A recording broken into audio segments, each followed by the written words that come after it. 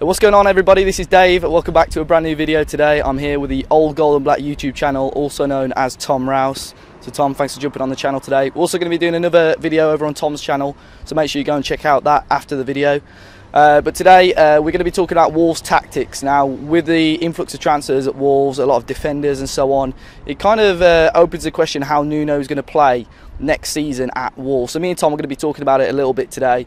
Obviously, in the past few years or so, Wolves have really gone with a lone striker and wingers, but now today with the influx of centre-backs that Wolves are bringing in, does open the question whether Wolves are going to play three at the back with the wing-backs as well. So Tom, we're going to talk about obviously positions and so on. Obviously now Ruddy is possibly joining, obviously with the sad news of Hakimi. Do you think Wolves would suit that wing-back system? I don't know whether they would suit it, but I think they're going to go for it because I think we've got 6 centre-backs now. Playing three at the back as well, you're often going to have a spare defender. Yeah. Most teams in the Championship play with either 2 or 1 up front. So you're going to have a spare defender at all times, and then you can sort of bolster the midfield as well. Possibly having Neves playing slightly more forward role than Saiss. Yeah. I think that's likely going to be our first choice of midfield. Yeah, I mean, it's quite a continental way of playing as well with the three at the back and the wing backs. And I think if we play that, I think Bart will stay. I mean, I think he's got a little bit of value to him, Danny Bart, but I think he'd be good as a depth option as a centre back. I mean, you got Miranda, Bennett, you got Courtney Horse, obviously, Danny Bart. Probably forgetting someone else as well. But yeah, wing back wise, I mean, we brought in Afosu. I've not really seen much of him yet. He's very, very fast apparently. Yeah, that's all very I know quick. Yeah, and attacking. You got Iorfu, who's a similar sort of player. I don't think Cody would suit that sort of role. He's a lot more of a deep defender. But we have got options then. If we want to go back to 4-4-2, then we've got a more defensive-minded right back. And if Doherty stays as well, because apparently he's off as well. Yeah, exactly. I can't see him playing a wing-back role.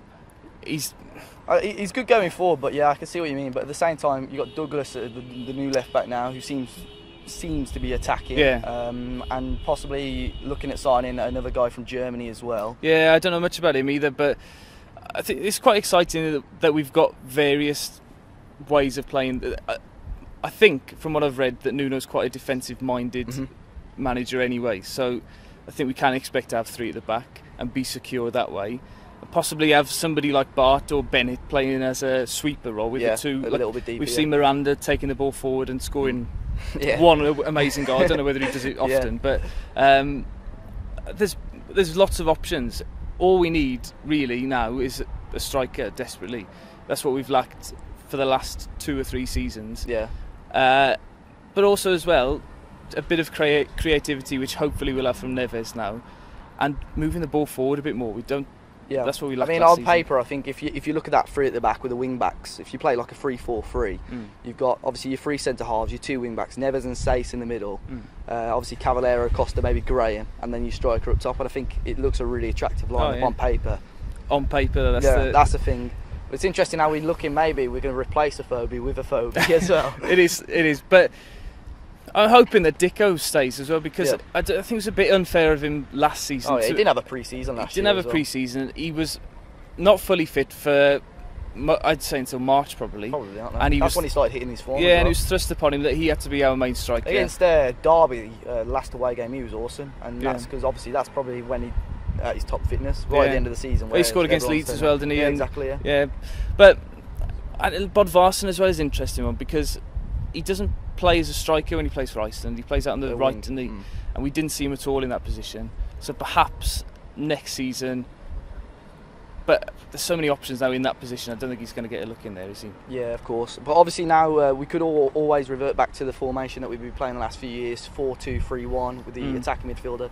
So I think with that 3 at the back, I don't think Dave Edwards, players like that, won't really get a sniff as a holding midfielder. Unfortunately, my favourite, Dave, he's going to have to step aside, I think. But I mean, we've got a massive squad at the moment, so there is going to be 5 or 6 players leaving now before the end of the transfer window, I think. I can't see us being able to hold on to that many players. No, I think we need to recoup at least 10 odd million for players. I mean, valued wise, I think Danny Bart's been valued at about 3 million. Yeah, I know.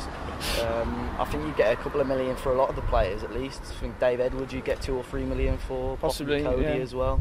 So I think a lot of the people talking about financial fair play and so on, I don't think we've got anything to worry about on that front as long as they're careful with what they do. Yeah, Personally, I'm not worried about the money that we recoup. It seems as if we've got a bottomless pit of money, and if we have to pay a fine in 2 or 3 years' time, it's going to be minimal to what Fosun have got.